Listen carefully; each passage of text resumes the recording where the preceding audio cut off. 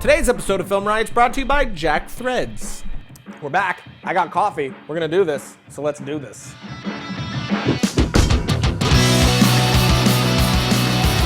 Welcome to the Riots of Film, when film and riot combine into a show that we do weekly. Well, actually twice a week, kind of, but they're kind of different because you got FilmRiot Mondays, which is like a smaller thing, and then FilmRiot Thursdays, which is the normal FilmRiot episode. Does that make sense? I don't know why I'm explaining this. Let's get to the questions.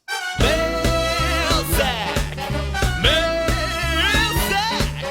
taking a look in Riot's mail sack. What do you use for a teleprompter, or are you super professional and memorize everything? We do have a teleprompter now. We've had one for about a year, but for the first 2 years of the show, we did not. I would just memorize all my lines ahead of time and then say them from memory, which was really, really difficult because it's a very technical show. So if I misspoke in any way at all, we would have to completely start over, and it could be very, very difficult. And I'm really happy we have a teleprompter now. I mean, I ad-lib a lot still. I think the good rule of thumb to say is if it feels like it's ad-lib, it's because it is. Especially Film State, we ad-lib a lot. Most of the funny things are always ad-lib. It's hard to script that sort of thing. And Q&As are obviously 100% off the cuff. There's no teleprompter in these at all. I just really want you to say hi to me on the show. That'd be effing awesome. Hi, David. Your music composer for Tell. How long did it take you to find him, her, and how do you know this was the one? I actually used two different composers. One, which was Vitaly, which scored the teaser for Tell, which, if you haven't seen the teaser for Tell, go here and tell your friends. I thought he did a fantastic job with it, and with the teaser, I wanted more, a bit of a creepiness and humanity to it at the same time, and I thought Vitaly was really perfect for that. He's not really that into horror, so he brought this total other feel to the music, which I thought it really, really needed to kind of give a hint of what the movie will be like. And then for the movie itself, it needed to be this whole new level, and I found someone by the name of Daniel James, who is absolutely amazing.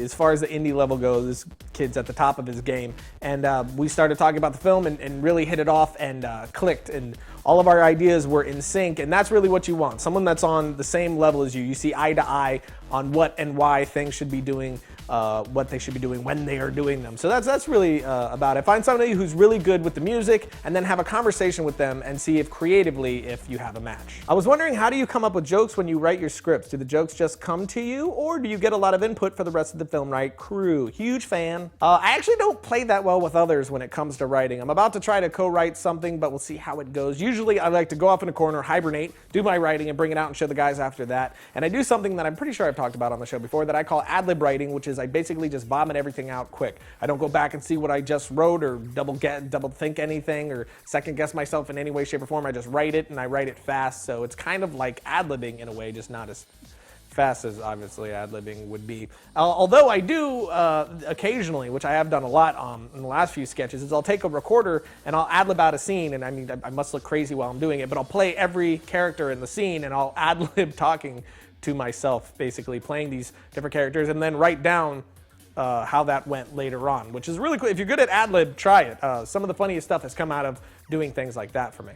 What was your hardest challenge doing the show? Just keeping it going was really hard at first. It's getting a lot easier now because we're getting more people involved and we're getting further along to where some people can pick up the slack for me in certain areas. But at the start, when I did have a full-time job and was doing this, it was really hard to keep it going because when you do a show, a lot of people think it's what we do is very just always fun and glamorous, and that's not the case. It's really hard work and it's really, really time consuming.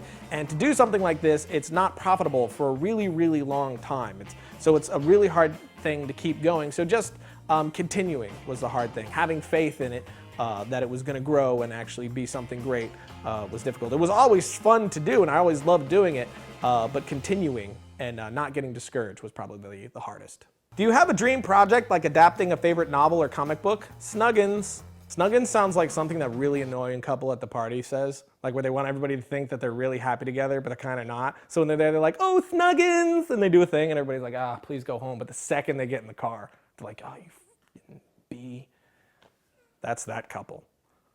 But I do have a few dream projects, but they're all original. I'm not really that into adapting or sequels or anything like that. I like making up my own properties, my own characters and worlds. And I have a few projects that I've had the ideas for about 8 years, and I'm dying to make them, and hopefully one day I'll get there to where I actually get to make them. But as far as other properties, the only things that I could think of off the top of my head that I would be really interested in tackling would be the Gargoyles. Remember that cartoon? I would love to make that into a... That'd be sick. Is that a bomb? Is that a bomb going off?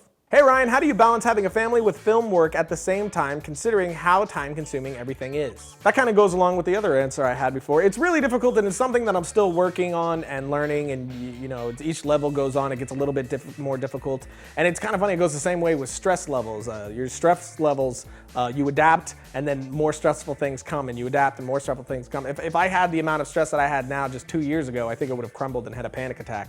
But everything increases in time, so as I get more busy and more busy, I'm learning to cope with that amount of busyness, and then it just keeps coming. So it's a constant changing thing that I'm still trying to figure out, which hopefully, if we get more successful, I won't be quite as busy as I am now, and I'll have a life.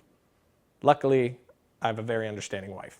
I really like the Tell teaser. Any tips on how to make a scene more intense with any techniques? That's a hard thing to talk about. I think it all depends on the scene in question, but one of the biggest things is obviously the acting and the build up to that moment that's supposed to be intense. If you can attach your character to your audience, if you can make your audience relate to them in some way and be with them in that moment and make your audience feel like they're there, it's gonna be very easy to make it intense. But there, you know, music is a big factor, but also the lack of music is a big factor. I mean, I was even talking to my composer, and we were talking about the idea of when all these strings are playing, it kind of feels like there's multiple musicians in the room. But when the music stops and goes out, it feels like you're left alone in the room. And I thought that was a really genius thought. So music and the lack of music is also another thing you can play with intensity. And also, obviously, camera angles, color correction. If it's super bright and vibrant, it's not going to be quite as intense as darkness. And I think one of the most intense things is unknown. I think one place that a lot of people go wrong when they're trying to make suspense or some kind of intensity is that they show too much. What you don't show is far scarier than anything you could. So keep that in mind too. How do you handle a situation when you co-direct a film with a guy and then during editing he goes nuts and starts threatening harm to you and your writers if you don't do what he wants? Is the film all but dead at that point? I immediately picture someone with a gun screaming at them, "No, cut it 10 frames earlier." In my opinion, I would just walk away. Or, I mean, if you all outnumber him, just kick him out of the project. I mean, that's nonsense. Regardless of what you're doing, if anybody's acting ridiculous, you cut it off at that point. Especially if it's super indie and it's a bunch of friends making it and he's acting like he's Spielberg. Get rid of the guy. Which is a better platform for showcasing work, YouTube or Vimeo? YouTube and Vimeo are two totally different beasts. Vimeo is more a professional platform, so when you post stuff there, you're not gonna get hateful comments like people telling you to eat your own anus because you suck that much and burn in hell for eternity with your family. Whereas YouTube, you will get those comments. At Vimeo, you're gonna get a lot more constructive criticism. It's more of a professional's land. So when you post something, the type of feedback you're gonna get is a lot better. However, it's a lot harder to get people to watch your stuff on Vimeo because it's not quite as big of a community. Whereas YouTube, you're gonna get a lot more eyes on your stuff than Vimeo. Also, you cannot monetize your videos on Vimeo. You can on YouTube, so you can make money off of YouTube, not Vimeo. So really, it depends on what you wanna do, but really, I would just post to both.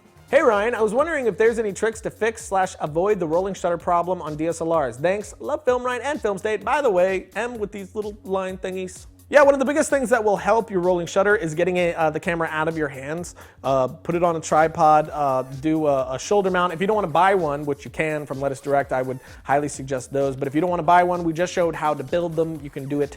Watch that episode. But once it's out of your hands and on something far more stable, it's going to translate a lot less motion to the camera. which will help that rolling shutter, because the rolling shutter happens because the camera's moving really fast and it's trying to draw those lines so things get all skewed and ugly. So just don't pan really fast and get the camera out of your hands somehow. So that's it. That was the last question. Thank you again. And just like last week, I want to remind you guys that we're doing a promotion with all our t-shirts and the hoodies and stuff like that. If you go and buy anything from our store right here from now until the 20th, we're doing a random drawing where I'm giving out 5 Blu-rays. So if you buy anything, you could potentially be picked to receive one of those Blu-rays, which these are movies that I handpicked because they're some of my favorite movies. But along with the Blu-ray, I'm going to include a personal note telling you why I like that movie so much. I thought it would be a cool thing to do with you guys. So if you're interested, go buy something and you will automatically be entered in to potentially receive Blu-ray. Sponsor. Only suckers pay full price, and if you love alternative apparel brands like Kid Robot and Hurley, but you hate wasting all your cash on them, listen up. You can score these premium brands at up to 80% off every day. There's an invite-only shopping club just for guys called Jack Thread, serving up street, skate, and surfwear brands at prices that will make your brain melt. There's a waitlist to join, but if you head over to jackthreads.com/FilmRiot, you get instant access to all the killer hookups right now, and it's free to join. So hit up jackthreads.com/FilmRiot, and you'll instantly start saving without having to leave your house. Logo. That is the end of the episode. We're done. We're out of here. And this is actually 2 weeks until we move to Texas. Only 2 more weeks. So actually there's only, next Monday is the last Film Riot Monday and Thursday for 2 weeks. We're going to take 2 weeks off so we can get our butts to Texas and start this whole thing back up again. A lot of people have asked me because we did a joke saying that Film Riot was ending. So people have been asking me like crazy. Film Riot is not ending. Film Riot will never die. It's like John McClane. It'll never happen. Not even Hans Gruber can kill Film Riot. Yeah. Anyway, follow me on Twitter, twitter.com/Ryan_Conley, and on my Facebook if you want to be updated. I think we'll do like a live blog of some sort of us moving to Texas where we'll just keep updating the whole move and all the madness that happens. So even when we're gone, we'll still be doing some stuff. Maybe we'll set up a website. Follow me on Twitter, and I'll update with whatever we're going to do. And I'll see you guys next week. Until then, be safe, watch good movies.